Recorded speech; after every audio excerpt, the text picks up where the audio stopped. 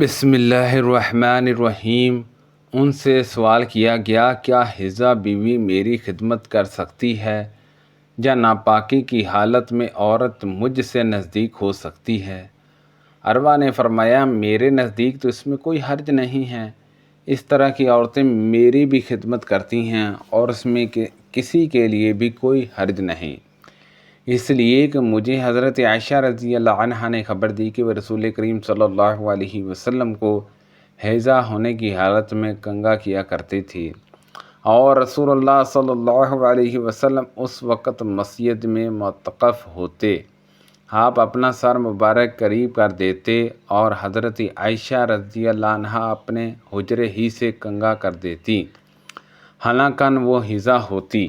نبی کریم صلی اللہ علیہ وسلم میری گود میں سر رکھ کر قرآن مجید پڑھتے، حالانکہ میں اس وقت حیضہ والی ہوتی، اور آپ اپنا سر مبارک میری طرف کر دیتے۔ اس وقت آپ اعتکاف میں بیٹھے ہوئے ہوتے اور میں حیضہ کی حالت میں ہونے کے باوجود آپ کا سر مبارک دھو دیتی۔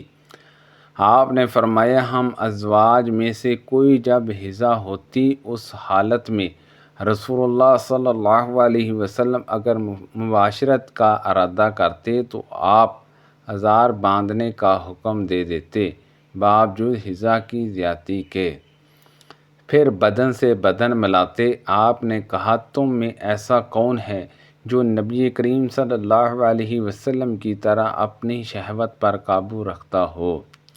اس حدیث کی مطابقت خالد اور جرہ نے شیبانی کی روایت سے کی ہے، جہاں بھی مباشرت سے ساتھ لیٹنا بیٹھنا مراد ہے۔ فاطمہ ابی حبشہ کی بیٹی نے رسول کریم صلی اللہ علیہ وسلم سے کہا کہ یا رسول اللہ صلی اللہ علیہ وسلم، میں تو پاک ہی نہیں ہوتی، تو کیا میں نماز بالکل چھوڑ دوں؟ ان حضور صلی اللہ علیہ وسلم نے فرمایا کہ یہ رگ کا خون ہے، حیضہ نہیں، اسی لیے جب حیضہ کے دن جن میں کبھی پہلے تمہیں عادتاً حیضہ آیا کرتا تھا آئے تو نماز چھوڑ دے، اور جب اندازے کے مطابق وہ دن گزر جائیں تو خون دھو ڈال اور نماز پڑھ۔ ایک عورت نے رسول کریم صلی اللہ علیہ وسلم سے سوال کیا۔ اس نے پوچھا کہ یا رسول اللہ صلی اللہ علیہ وسلم، آپ ایک ایسی عورت کے متعلق کیا فرماتے ہیں جس کے کپڑے پر حیضہ کا خون لگ گیا ہو؟ تو رسول اللہ صلی اللہ علیہ وسلم نے فرمایا کہ اگر کسی عورت کے کپڑے پر حیضہ کا خون لگ جائے تو چاہے کہ اسے رگڑ ڈالے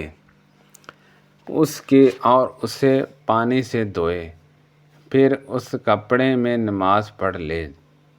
آپ نے فرمایا کہ ہمیں حیضہ آتا تو کپڑے کو پاک کرتے وقت ہم خون کو مل دیتی، پھر اس جگہ کو دھو لیتے اور تمام کپڑے پر پانی بہا دیتے اور اسے پہن کر نماز پڑھتے۔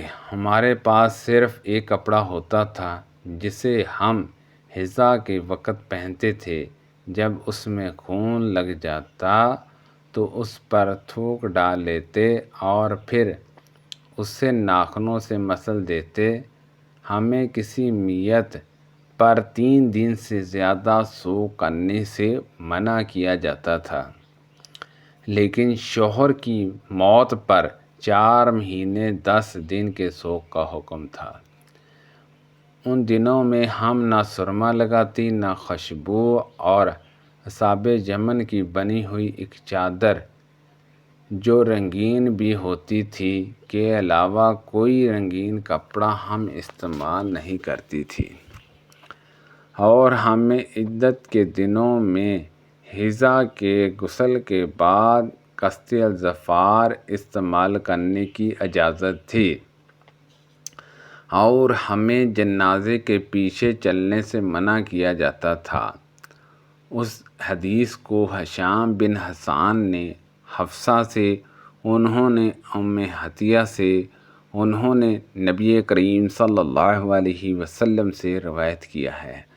انصاری عورتوں نے رسول اللہ صلی اللہ علیہ وسلم سے پوچھا کہ میں حیضہ کا غسل کیسے کروں؟ آپ نے فرمایا کہ ایک مشک میں بسا ہوا کپڑا لے اور پاکی حاصل کر۔ جی آپ صلی اللہ علیہ وسلم نے 3 دفعہ فرمایا۔ پھر ان حضور صلی اللہ علیہ وسلم شرمائے اور آپ نے اپنا چہرہ مبارک پھیر لیا، جہاں فرمایا کہ اس سے پاکی حاصل کر۔ پھر میں نے انہیں پکڑ کر کھینچ لیا اور نبی کریم صلی اللہ علیہ وسلم جو بات کہنے چاہتے تھے وہ میں اسے سمجھائی۔ فاطمہ بنت ابی حبشہ کو استحاضہ کا خون آیا کرتا تھا، تو انہوں نے نبی کریم صلی اللہ علیہ وسلم سے اس کے متعلق پوچھا۔ آپ نے فرمایا کہ یہ رگ کا خون ہے اور حیضہ نہیں ہے، اس لیے جب حیضہ کا دن آئے تو نماز چھوڑ دیا کر، اور جب حیضہ کے دن گزر جائیں تو غسل کر کے نماز پڑھ لیا کر۔ ہم اپنی کنواری جوان بچیوں کو عیدگاہ جانے سے روکتی تھی۔ پھر ایک عورت آئی اور بنی خلف کے محل میں اتری اور انہوں نے اپنی بہن ام عطیہ کے حوالے سے بیان کیا، جن کے شوہر نبی صلی اللہ علیہ وسلم کے ساتھ 12 لڑائیوں میں شریک ہوئے تھے، اور خود ان کی اپنی بہن اپنے شوہر کے ساتھ 6 جنگوں میں گئی تھی۔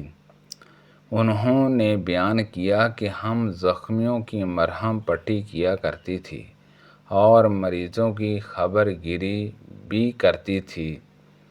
میری بہن نے ایک مرتبہ نبی صلی اللہ علیہ وسلم سے پوچھا کہ اگر ہم میں سے کسی کے پاس چادر نہ ہو تو کیا اس کے لیے اس میں کوئی حرج ہے کہ وہ نماز عید کے لیے باہر نہ نکلیں؟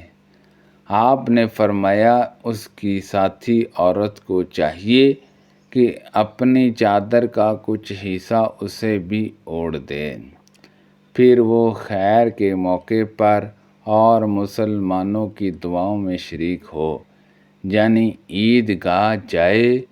پھر جب ام عطیہ آئی تو میں نے ان سے بھی یہی سوال کیا۔ انہوں نے فرمایا میرا باپ آپ پر فدا ہو۔ ہاں، آپ صلی اللہ علیہ وسلم نے یہ بھی فرمایا تھا، اور ام عطیہ جب بھی ان حضرت صلی اللہ علیہ وسلم کا ذکر کرتی تو یہ ضرور فرماتی کہ میرا باپ آپ صلی اللہ علیہ وسلم پر فدا ہو۔ انہوں نے کہا میں نے آپ کو یہ کہتے ہوئے سنا تھا کہ جوان لڑکیاں، پردے والیاں اور حائض عورتیں بھی باہر نکلیں اور موقع خیر میں اور مسلمانوں کی دعاؤں میں شریک ہوں، اور حائض عورتیں جائیں نماز سے دور رہیں۔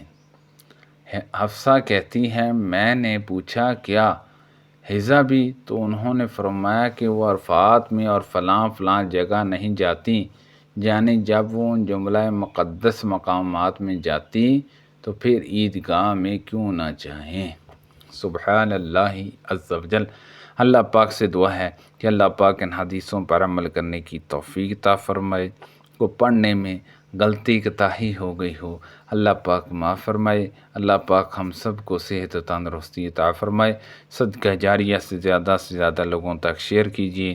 آمین بجاہ النبی الامین صلی اللہ علیہ وسلم۔